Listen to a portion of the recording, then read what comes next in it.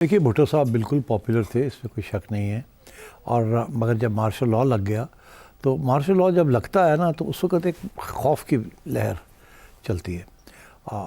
اس وقت Peoples party کی طرف سے احتجاج ہوا، مگر جو اپوزیشن تھی اس وقت کی led by the Jamaat Islami, وہ کاؤنٹر انہوں نے بہت کیا اس کو۔ جہاں جہاں پیپلز پارٹی کے ورکرز نکلے وہاں they had to face opposition from اس وقت کی opposition led by the Jamaat Islami, Muslim league and others.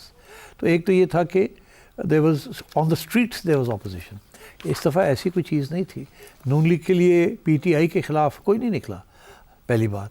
دوسری بات یہ تھی کہ مارشل لاء کا وقت تھا، اس وقت مارشل لاء کا وقت نہیں تھا۔ تیسری چیز اور بڑی اہم ہے یہ بات کہ یہاں غصہ جو تھا وہ اسٹیبلشمنٹ پہ تھا، بیکاز عام آدمی کا یہ خیال تھا کہ اسٹیبلشمنٹ نے بٹرے کیا ہے خان صاحب کو۔ اس وقت ایسی صورتحال نہیں تھی۔ بھٹو صاحب کے خلاف جب مارشل لاء لگا تو سارا پاکستان بھٹو صاحب کے خلاف ہوتا جا رہا تھا۔ انہوں نے سارے سیاسی لیڈرز کو جیل میں ڈال دیا تھا، نیب کو جیل میں ڈال دیا تھا، بین کر دیا تھا۔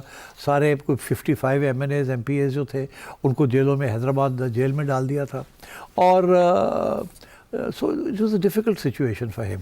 اور فائنلی یہ کہ جب بھٹو صاحب نے کریک ڈاؤن کرنے کی کوشش کی لاہور شہر میں، تو انہوں نے لاہور شہر کے اندر مارشل لاء لگانے کی کوشش کی، لمیٹڈ 245 وغیرہ، تو اس وقت لاہور ہائی کورٹ کے ججز نے اسٹرائک ڈاؤن کر دیا۔ تو he basically lost the support of his own party, because his party was not able to mount a strong opposition.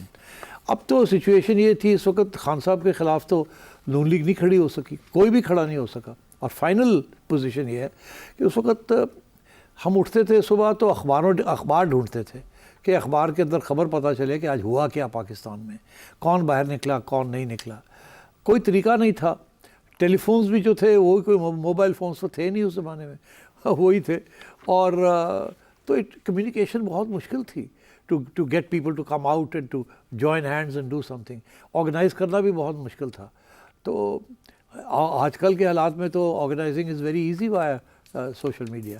تو میرا خیال ہے اس قسم کی وجہ تھی کہ اس دفعہ لوگوں کو اکٹھا کر لیا گیا، احتجاج تکڑا ہوا، کیونکہ ایک پوری محاذ اور ماحول بن چکا تھا جس جو کہ عمران خان نے ایکسپلائٹ کیا، اور اس وقت بھٹو صاحب کے لیے ایسا ماحول کی پیدائش ہی نہیں تھی، کچھ نہ کوئی سوشل میڈیا تھا، نہ کوئی سوشل میڈیا ٹیم تھی، نہ کوئی اپنی پارٹی تھی جو لڑ سکتی تھی۔